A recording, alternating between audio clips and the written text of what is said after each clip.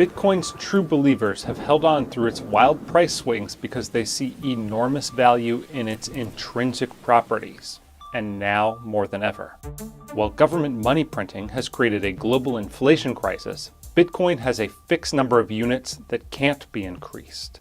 At a time when governments can block any transaction through the traditional banking system, Bitcoin is uncensorable, meaning no third party can prevent one person from sending value to another, no matter the reason. We support it because we've seen a need from dissidents under authoritarian regimes for it. Alex Gladstein is the Chief Strategy Officer at the Human Rights Foundation and author of Check Your Financial Privilege. He sees Bitcoin as freedom money that's especially useful for people living in authoritarian states. So we come from first principles here in the global struggle for human rights. The most important thing is that it's confiscation resistant and censorship resistant and parallel and can be done outside of the government's control. Bitcoin proved hard to stop in Canada. In February, Prime Minister Justin Trudeau declared a state of emergency after truckers parked their rigs outside the capital and blocked a border bridge in protest of the government's vaccine mandates. His administration ordered financial institutions to freeze donations flowing into the truckers, but hundreds of thousands of dollars worth of Bitcoin still got through. This man, who asked to go by Caribou and requested that we not use his real name, organized the fundraiser. Here's the thing with Bitcoin versus fiat. Fiat, you can confiscate first. The thing with Bitcoin, you have to go through the process of trying to confiscate funds before you actually take possession of them. And that asymmetry, it gives you the high ground as a defender, and it actually makes the law have to work first before action is taken. When you had GoFundMe, they were able to just freeze it with a phone call or a button click or whatever. But with Bitcoin, they can't do that. So they have to literally file an injunction. They have to use police officers. They have to go to people's homes. It makes the government do the work to go like dox or arrest people, which is really important. Today, it's nearly impossible to stop Bitcoin, but not to uncover the real identities of those using it after their funds are sent or received. That's because Bitcoin transactions are recorded to a public ledger called the blockchain. By design, all participants are pseudonymous, but law enforcement agencies and the private firms they contract with have proven highly skilled at connecting Bitcoin transactions to real people, which is why advocates say that the Bitcoin community should do all it can to make Bitcoin more private. When you're running a fundraiser in a country in the Middle East or in Russia, for example, and you're doing human rights work or environmental work or labor rights work, it's already a crime to receive maybe foreign funding, it's already a crime to do human rights work, etc. So a secondary and very important consideration is then privacy. Like, how can we make sure they don't know so we don't get arrested? The Canadian government froze hundreds of thousands of dollars worth of Bitcoin intended for the truckers, and police raided the home of the campaign's lead fundraiser to confiscate his computer. But advocates say this problem is solvable. Various tools already exist that can help Bitcoiners stay anonymous. They just need to start using them. Gladstein says that the Canadian fundraiser could have set up what's called a BTC Pay server, which generates a different address in the blockchain for every transaction. I think that today it's fair to say that privacy is much better achievable than it was perhaps 5 years ago. There's a lot of amazing tools in Bitcoin. You have to kind of know what you're doing. With the Canadian truckers, we see how governments can take away money, but more importantly than that, once money is in the hands of government, they have shown with 100% certainty that monetary control will be abused. Craig Raw is the creator of a privacy-oriented application for storing and transacting Bitcoin called Samourai Wallet. The Hong Kong HODL organizer told Reason that if he had to do it all over again, he would have used Samourai Wallet. I think that worked people up to the idea of maybe we need to have some funds at least that the government can't just freeze, that we have access to no matter what. Integrated into Samourai Wallet is Paynim, another tool for creating different payment addresses for every transaction, throwing off the sleuths. Are these privacy-preserving tools illegal? Generally they're not, just as long as there's no third-party service involved.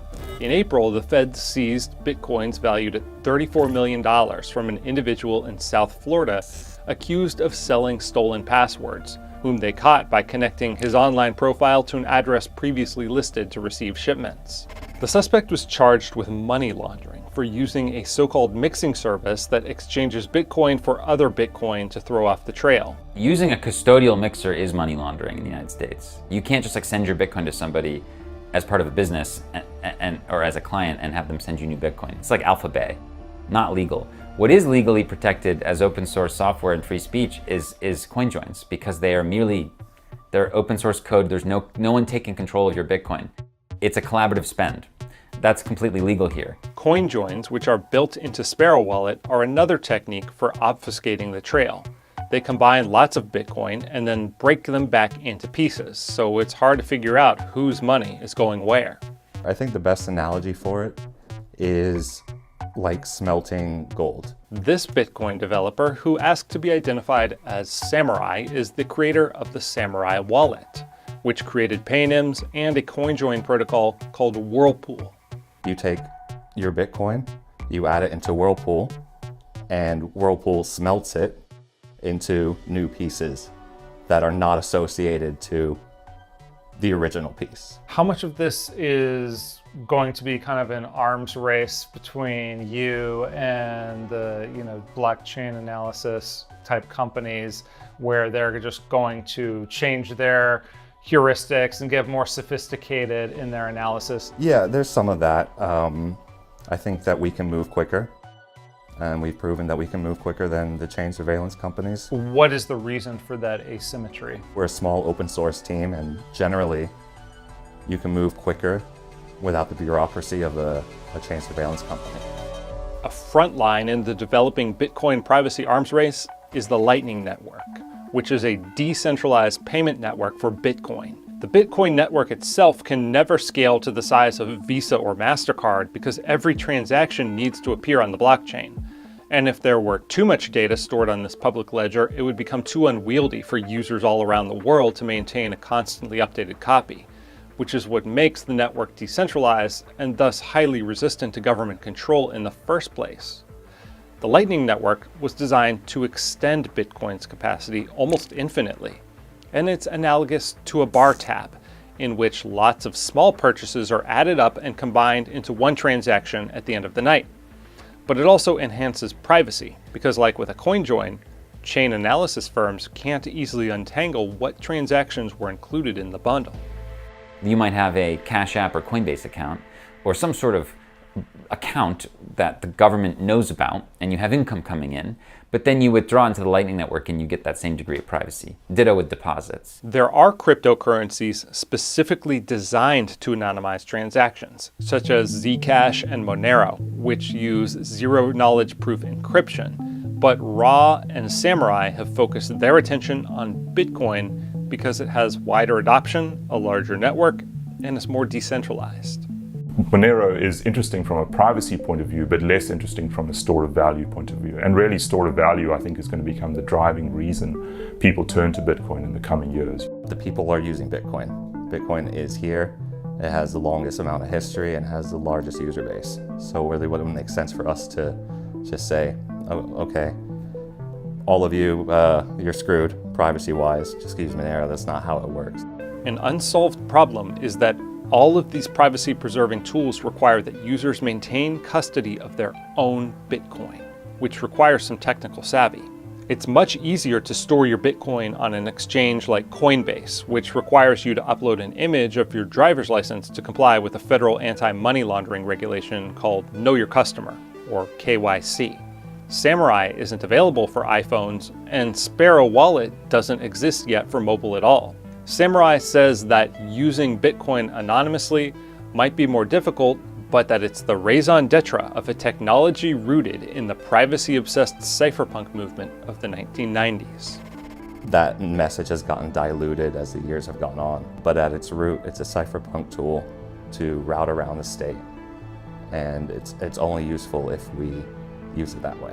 Ra says that the biggest privacy boon for Bitcoin would be a protocol change built into the network itself that combines transactions automatically, in effect making coinjoins the default. It's one of those things that everyone in the privacy Bitcoin world really has their eye on. So that's, for me, the most important thing that I would hope for in terms of the future. Gladstein says that in a world where entire countries like Russia are being cut off from the global financial system, Bitcoin's privacy and uncensorability are more vital than ever before, and that privacy-preserving tools can make Bitcoin more like cash. The ATM model, it gives people the option to have freedom money. Yes, the government will know all the ins and outs of what the flows are coming in and out, but they won't know what you do with it when you leave. And that allows us to preserve the privacy of cash, which I think is essential for democratic society. It's not always easy being a Bitcoin hodler. This past year, the world's most widely held cryptocurrency lost more than half its value, down 70% from its all-time high of about 69,000 US dollars. But the true believers say it's still early days, and that eventually the price will catch up with the tremendous value that a fixed supply, censorship-free, and ultimately private money brings to the world. Why should the government be able to see everything that we do from a transactional point of view? I mean, it's a very Orwellian world where, you know, all of that stuff is just available, and furthermore, once it becomes available, it becomes easy to stop.